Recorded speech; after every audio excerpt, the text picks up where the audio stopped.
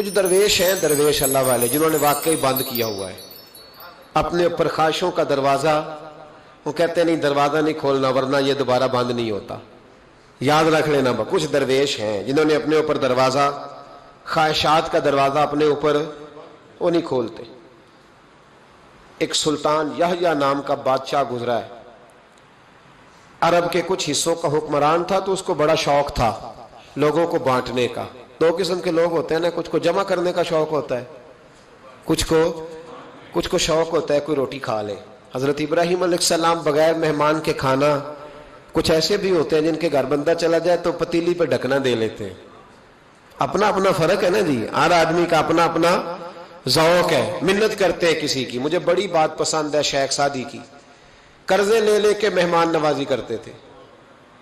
ایک دن سارے مقروض کٹھے ہو گئے، کہنے لگے بابے پیسے دے. بابا جی کہتے ہیں وہ پیسے مانگ رہے ہیں، مجھے ٹینشن ہے کہ انہوں نے کھوایا کچھ نہیں، مجھے پریشانی لگی. ایک بچہ کوئی چیز بیچ رہا تھا، وہ کھیل مرونڈا نہیں بیچتے بچے، وہ بیچ رہا تھا تو آ گیا، تو کہنے لگا لینی ہے. تو بابا جی کہنے لگے میرے مہمانوں کو کھلا دے ساری. بچہ بھی راضی ہو گیا کہ سارا اکٹھا ہی گاہک مل گیا ہے، تو سارا جب کھلا دیا کہنے لگا پیسے. تو شیخ سعدی فرمانے لگے تو بھی بیٹھ جا، یہ سارے پیسے لینے آئے ہوئے ہیں، بیٹھ جا، ان کے پیسے انہیں ملیں گے تو تجھے بھی. تو بچہ رو پڑا، رویا، کہنے لگا میں تو یتیم ہوں، 4 بہنیں چھوڑ کے آیا ہوں، اماں کی دوائی بھی لے کے جانی ہے، مجھے تو پیسے چاہیے. بچہ رویا تو شیخ سعدی کا ایک مرید آیا، اس نے لا کے نظر پیش کی کہ حضور یہ نذرانہ ہے. 400 دینار لایا. تو حضرت سعدی نے سب کو دیے، بچے کو بھی دیے. سب لوگ چلے گئے تو ان قرض لینے والوں میں سے ایک بندہ سمجھدار تھا، حضرت سعدی کے پاس آ کے کہنے لگا بابا سمجھ نہیں آئی، ہم برسوں سے لینے آ رہے تھے مل نہیں رہے تھے، کتنے مہینوں سے مانگ رہے ہیں نہیں مل رہے تھے، آج فٹافٹ مل گئے. تو شیخ سعدی بزرگ تھے نا، تو بزرگوں والی بات کر گئے. کہنے لگے تم میں رونے والا کوئی نہیں تھا نا، پوری مجلس میں ایک بھی رونے والا ہو تو سب کا کام بن جاتا ہے. رونے والا عاشق دا کم رونا توڑا، اے بنا رویو نہیں منظوری، بنا رویو نہیں منظوری تے بنا رویو نہیں منظوری. عاشق سدا ہی روندا رہندا، پاویں وصل ہوئے تے پاواں دوری کا. رونے والا ایک آ گیا ہے تو سب کا کام بن گیا ہے. تو کچھ لوگوں کو شوق ہوتا، بادشاہ کو سلطان یحییٰ عرب کے کچھ حصوں کا بادشاہ تھا، شوق بڑا تھا لوگوں کو کھلانے پلانے کا، بڑا شوقین تھا، بڑا بانٹتا تھا. اور کئی دفعہ معاذ اللہ اس پر فخر بھی کرتا تھا جو نہیں کرتا، تکبر سے بھی کہتا تھا بڑی جائیدادیں آؤ جس نے لینا ہے، تکبر بھی کرتا تھا معاذ اللہ جو نہیں کرنا چاہیے تھا. ایک دن جامع مسجد کے باہر کھڑے ہو کے نا بانٹنے لگا. کوئی فقیر آیا تو ایک مٹھی بھر کے اشرفیاں دے دی، کسی کو سونا دے دیا، کسی کو چاندی دے دی. ایک درویش بابا جی کونے میں بیٹھے ہوئے، اسی کسی دے کچھ بھی نہیں لگ دے، کوئی ضرورت نہیں، کونے میں بیٹھے. آپ یقین کریں، آپ تھوڑا سا رخ ادھر کریں دنیا پیچھے پیچھے ہو جاتی ہے. اگر آپ پیچھے بھاگیں گے تو آگے دوڑ کے بھاگے گی. یہ مزاج ہے قوم کا، کسی کا حال پوچھ لیں وہ بگڑ جاتا ہے، کہتا ہے مجھ سے کوئی کام ہوگا تبھی تو پوچھا ہے. اور آپ چپ کر جائیں، خاموش ہو جائیں، یہ بھی بڑی مصیبت ہے. کہ پیار کر لیں تو اس کا بھی نقصان دیکھنے میں آتا ہے، کہتے ہیں پتہ نہیں میرے اندر کیا لالچ ہے، کیا خوبی ہے جس وجہ سے مجھ سے اتنی محبت ہو رہی ہے. وہ بابا جی کونے میں توجہ ہی نہیں کی. جب توجہ نہ کی تو سلطان کی توجہ خود بخود ہو گئی. سلطان یحییٰ کہنے لگے بابا کوئی قابل توجہ آدمی ہے، سب لوگ لائنوں میں لگے ہوئے بھاگ رہے ہیں، بادشاہ آیا ہے. یہاں تو شادی پہ کھانا کھل جائے تو بڑے بڑے امیروں کا پتہ چل جاتا ہے کہ بننے کیا لگا ہے. کہتے پتہ نہیں دوبارہ چھوٹے گوشت کی ٹرے آئے گی کہ نہیں آئے گی. اور اتنا سارا رکھ لیتے ہیں کہ المان والا فیس، بڑے بڑے امیروں کے پول کھل جاتے ہیں، پتہ چلتا ہے کتنے تگڑے امیر ہیں. تو جب اس نے کہا شرفیاں، سونے، ہیرے، جواہرات، تو جو نہیں تھے فقیر وہ بھی لائنوں میں لگ گئے. لیکن وہ فقیر پھٹے پرانے کپڑے، سانو تخت ہزارے دی لوڑ کیے، نالے کی لگے شہر بمول دے نال، اسی اپنی بال کے سیکنے، سانو کی لگے کسی اور دے نال. اور اقبال نے اس کی تشریح کی. اقبال کہنے لگے ہوا گو تند و تیز ہے لیکن چراغ اپنا جلا رہا ہے. ہوا گو تند و تیز ہے، تیز ہوا میں چراغ نہیں جلتے. ہوا گو تند و تیز ہے لیکن چراغ اپنا جلا رہا ہے. وہ مرد درویش حق نے جس کو عطا کیے ہیں انداز خسروانہ، فرماتے ہیں جسے اللہ نے بے نیازی دے دی، لالچ سے دور کر لیا، وہ کسی کی پرواہ، وہ اپنا چراغ جلاتا ہے. اپنی مٹی پہ چلنے کا سلیقہ سیکھو. سنگ مرمر پہ چلو گے تو پھسل جاؤ گے، وہ بابا بیٹھا ہے تو بادشاہ کہنے لگا اسے بھی بلاؤ. بابے کو بلایا, کہنے لگا تجھے کچھ نہیں چاہیے؟ بابا کہنے لگا چاہیے تو بڑا کچھ, پر تجھ سے نہیں چاہیے. کہا کس سے چاہیے؟ فرمایا اس سے چاہیے جو دے کے حساب نہیں پوچھتا, بغیر حساب دیتا ہے, اس سے چاہیے. کہنے لگا نہیں, دروازہ کھلا ہے, تو بھی لے لے. بابا کہنے لگا میں لے تو لوں پر تو دے کچھ نہیں نہ سکتا. بادشاہ کو غصہ آیا, اکڑ تھی, تکبر تھا. کہنے لگا تو کیوں نہیں میں دے سکتا, تو سوال کر. تو بابے نے ساتھ والے فقیر سے لکڑی کا کالا پیالہ پکڑا, ہوتے نا فقیروں کے پاس مانگ, لکڑی کا کالا پیالہ, تو کہا لو دے دو کچھ. اس نے فوری طور پر سونے کی اشرفیاں مٹھی بھری اور لکڑی کے پیالے میں ڈالی. اب جب پیالے میں ڈالی تو کڑ کڑ کی آواز تو آئی, پر پتہ نہیں وہ کدھر گئی ساری اشرفیاں. دوسری مٹھی ڈالی تو پھر کڑ کڑ کی آواز آئی, پر اشرفیاں کدھر گئی کوئی پتہ نہیں چلا. تیسری, چوتھی, پانچویں, بابے کا پیالہ خالی کا خالی. 2 دفعہ بھی, 4 دفعہ بھی. یہ بادشاہ لوگ ضدی ہوتے ہیں, مانتے نہیں جلدی, کیونکہ انہیں کسی نے بتا دیا ہوتا ہے نا سارا کچھ تم ہی ہو, اڑ جاتے. ہاں جو جس منصب پہ بھی بادشاہ ہوتا ہے اڑ جاتا ہے. اس نے کہا میں بھی ضدی ہوں, پیالہ بھر کے چھوڑنا ہے. ایک بوری منگا لی, دوسری منگا لی, تیسری منگا لی. بابا خوش ہے, مطمئن ہے, چلو ڈالو, تم نے کہا تھا ملیں گی. اب وہ مٹھی ڈالتا, کبھی اشرفیاں, کبھی ہیرے, کبھی چاندی, پر پتہ نہیں کدھر جاتی. بالآخر آہستہ آہستہ بیک ہونے لگ گیا. وزیر کہنے لگا بادشاہ پیچھے سے بوریاں ختم ہو گئی ہیں, اب نئی منگانے لگیں گی, پیچھے کوئی چیز بھی نہیں, ختم ہو گیا سارا کچھ. انسان کسی کو کیا دے سکتا ہے؟ کیا ہاں وہ انسان بڑا نوازتے ہیں جن کے پاس خزانے بھی اللہ کے دیے ہوئے ہوتے ہیں, وہ نوازتے ہیں لوگوں, وہ نوازتے. کہا تو کیا دے سکتا ہے؟ بادشاہ جب تنگ آ گیا نا بادشاہ, تو گھوڑے سے نیچے اتر آیا اور بابے کے پیروں میں بیٹھ کے کہنے لگا بابا یہ پیالہ ہے کس بلا کا نام؟ نیچے کون سا کنواں ہے کہ جو کنواں جو نیچے گراتا ہی جاتا ہے اور جو بھرتا ہی نہیں ہے؟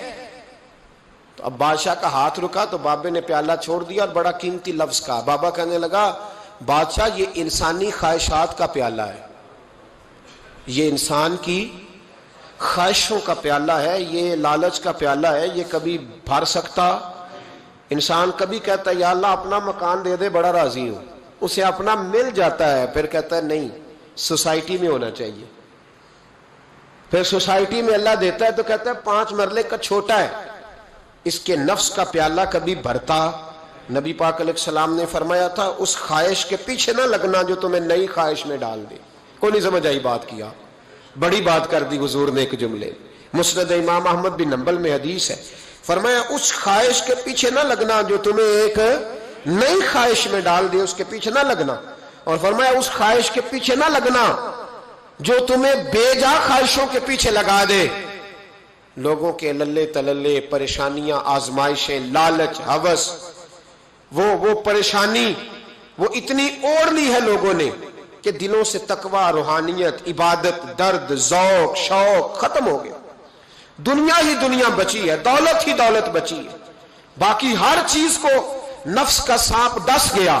محدث ابن جوزی رحمۃ اللہ علیہ فرماتے ہیں میرے شہر کا ایک مالدار شخص تھا تو ایک بڑی ناگن خرید کے لایا.